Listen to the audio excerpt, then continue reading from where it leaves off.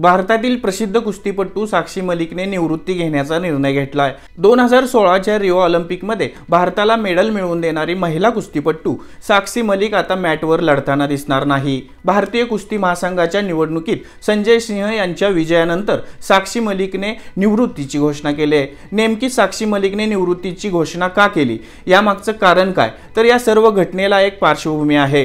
WFI निवडणुकीत संजय सिंह यांनी विजय मिळवला असून संजय सिंह हे ब्रुजभूषण शरण सिंह यांचे निकटवर्ती आहेत आणि याच कारणाने साक्षीने निवृत्तीचा निर्णय घेतलाय। साक्षी मलिकसह अनेक महिला कुस्तीपटूंनी माजी WFI प्रमुख आणि भाजप खासदार ब्रुजभूषण सिंह यांच्यावर लैंगिक शोषणाचे आरोप केलेले।